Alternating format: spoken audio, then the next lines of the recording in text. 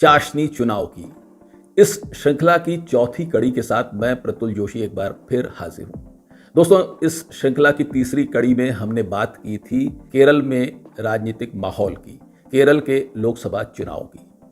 केरल एक ऐसा प्रदेश है जहां पर यद्यपि केवल 20 सीटें हैं, लेकिन ये 20 सीटें बहुत महत्वपूर्ण हैं, खासकर कांग्रेस के लिए, क्योंकि 2019 के लोकसभा चुनाव में जब कांग्रेस को पूरे देश से 52 सीटें मिली थी तो उसमें से 15 सीटें आई थी केरल से। क्या कांग्रेस 2024 में 2019 का अपना परफॉर्मेंस दोहरा पाएगी? क्या वामपंथी पार्टियों के नेतृत्व वाला एलडीएफ एक सीट से ज्यादा बढ़कर 2 सीट, 3 सीट, 4 सीट या 6 या 10 सीट तक पहुंच पाएगा?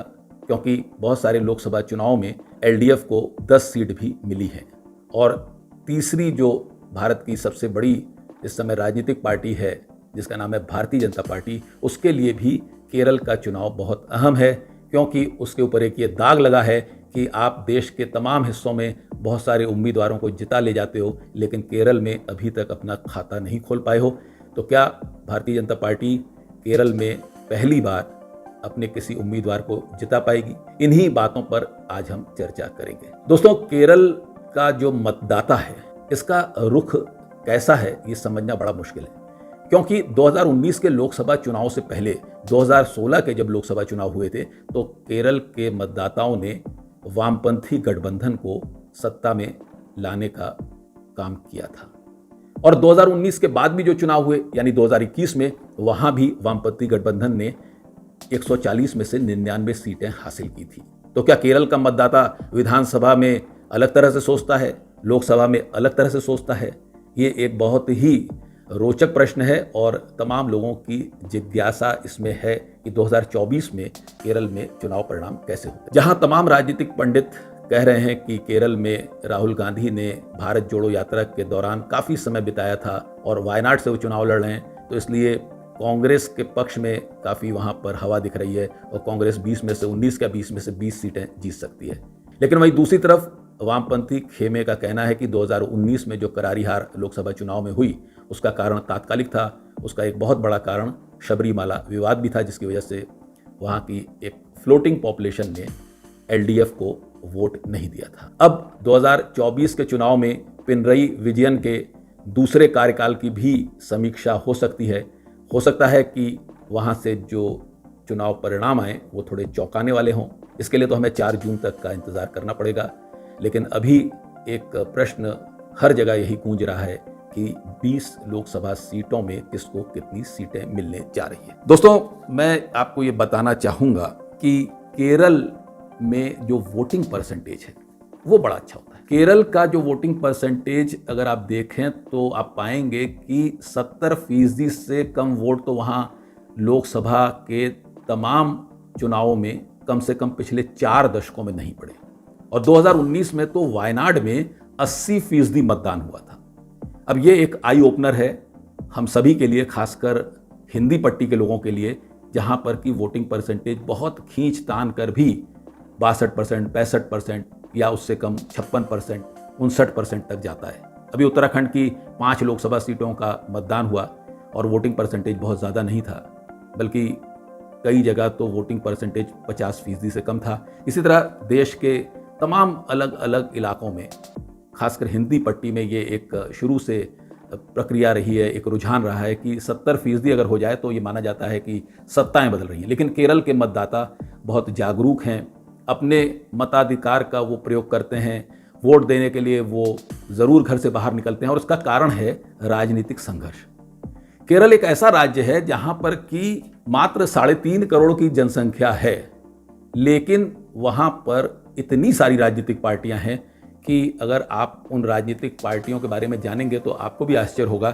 जैसे केरल में वहाँ पर जो 5 राष्ट्रीय राजनीतिक पार्टियां हैं, जिसमें मार्क्सवादी communist party, Indian national Congress, Bharatiya Janata party, इसी तरह से 2 राजनीतिक पार्टियां और हैं जो कि राष्ट्रीय राजनीतिक पार्टियां हैं। इसके अलावा वहां पर 7 राज्य पार्टियां हैं, स्टेट पार्टी, उसमें सीपीआई भी है, सीपीआई जिसको हम भारतीय कम्युनिस्ट पार्टी के तौर पर जानते हैं। इसके अलावा 18 मान्यता प्राप्त या गैर मान्यता प्राप्त दल हैं। अब अगर आप इनके नाम सुनेंगे तो थोड़ा आपको मजा भी आएगा और आपकी जानकारी में इजाफा होगा। जैसे अगर मैं कहूं कि जो यूनाइटेड डेमोक्रेटिक फ्रंट है, इसमें जो उसके घटक दल हैं उनके नाम मैं आपके सामने पढ़ना चाहूंगा। सबसे बड़ी पार्टी कांग्रेस है, भारतीय राष्ट्रीय कांग्रेस। दूसरी है इंडियन यूनियन मुस्लिम लीग। तीसरी है केरला कांग्रेस जोसेफ। चौथी है केरला कांग्रेस जैकब। इसके बाद है केरला डेमोक्रेटिक पार्टी, फिर रिवॉल्यूशनरी सोशलिस्ट पार्टी, फिर revolutionary Marxist party of India, फिर कम्युनिस्ट मार्क्सिस्ट पार्टी, फिर नेशनल जनता दल, फिर जनथी पथिया संरक्षण समिति, इसके अलावा ऑल इंडिया फॉरवर्ड ब्लॉक, ये यूडीएफ के घटक हैं। अब हम एलडीएफ की तरफ आए। एलडीएफ में सीपीआईएम सबसे बड़ी पार्टी है, नंबर 2 पे सीपीआई है, यानी communist party of India Marxist, और भारतीय कम्युनिस्ट पार्टी ऑफ इंडिया। तीसरी पार्टी है केरला कांग्रेस एम, यानी केरला कांग्रेस मनी, फिर जनता दल सेकुलर थॉमस, फिर एनसीपी जो कि शरद पवार का गुट है। एनसीपी में 2 फाड़ हो गए, आपको मालूम है, तो एनसीपी शरद पवार भी एलडीएफ के साथ है। आरजेडी लालू प्रसाद यादव वाली पार्टी, वो भी एलडीएफ में है। केरला कांग्रेस बी भी एक पार्टी है जिसके नेता हैं KB Ganesh Kumar. Indian National League है, कांग्रेस सेकुलर है। इसके अलावा जेकेसी नाम की एक पार्टी है जिसका नाम है जनाधिपत्य केरला कांग्रेस, फिर केरला कांग्रेस इसकारिया थॉमस। यानी जो छोटे छोटे राजनीतिक हित हैं उसके लिए लोगों ने वहां पार्टी बना रखी है। तो जो राज्य राजनीतिक चेतना से बहुत भरपूर होता है वहां शायद इस तरह पार्टियों का गठन हो सकता है, और वो पार्टियां न केवल गठित हैं बल्कि वो चुनाव भी जीतती हैं। दोस्तों, केरल में जो राजनीतिक संस्कृति है उसका इतिहास बड़ा गौरवशाली है और बहुत पुराना है। केरल में एक प्रिंसली स्टेट हुआ करती थी जिसका नाम था प्रिंसली स्टेट ट्रावनकोर। दूसरी थी princely state Kochi. Princely state Travancore में 1888 में लेजिस्लेटिव काउंसिल की स्थापना हो गई थी, और उसके बाद उसका लगातार एक्सपेंशन होता रहा। वहां पर लोगों को मतदान के लिए प्रेरित किया जाता रहा। काउंसिल बनाई, और ये काम किया था प्रिंसली स्टेट के महाराजा ने और उनके जो प्रधानमंत्री थे उन्होंने। तो केरल के बारे में अगर आपको जानना है तो केरल का इतिहास पढ़ना पड़ेगा, और ये देखना पड़ेगा कि किस तरीके से हमारे देश का सुदूर दक्षिण का एक हिस्सा लोकतांत्रिक मूल्यों के लिए आज से 125 साल पहले से प्रतिबद्ध रहा है। एक ऐसी राजनीतिक संस्कृति केरल में विकसित हुई है पिछले 125 साल से ज़्यादा के समय में कि उसने वहाँ पर ट्रेड यूनियनिज्म को बहुत बढ़ावा दिया। हर वर्ग की अपनी ट्रेड यूनियनें हैं, चाहे वो खेत मजदूर हों, चाहे वो श्रमिक वर्ग हो, चाहे वो अध्यापक हो, चाहे वो छात्र हो। इसलिए जब चुनाव का समय आता है तो सभी लोग राजनीतिक चेतना से लैस होकर मतदान के लिए निकलते हैं, और पूरे देश की निगाहें केरल पर रहती हैं। अगर आप कभी केरल जाएं तो आपको एक बात और समझ में आएगी कि जहां राजनीतिक संस्कृति बहुत परिपक्व होती है वहां कार्य संस्कृति भी उतनी परिपक्व होती है। आप केरल के किसी भी स्थान पर जाएं आपको एक अनुशासन देखने को मिलेगा। अगर आप वहां के चिड़ियाघर में जाएं तो आपको देखने को मिलेगा कि लोग लंबी लाइन लगाकर अपने समय की प्रतीक्षा करते हैं। जब उनका नंबर आता है तब वो चिड़ियाघर के अंदर प्रवेश करते हैं। चाहे आप वहाँ पर यात्रा कर रहे हो तो आपको देखने को मिलेगा कि जो ऑटो वाले हैं वो आपसे एक निश्चित किराया लेते हैं। उनकी अपनी यूनियंस हैं, अगर उन्हें कोई प्रॉब्लम होती है तो वो प्रॉब्लम यूनियन के माध्यम से सुलझाई जाती है। केरल में लंबे समय से लाइब्रेरी मूवमेंट बहुत तगड़ा रहा है।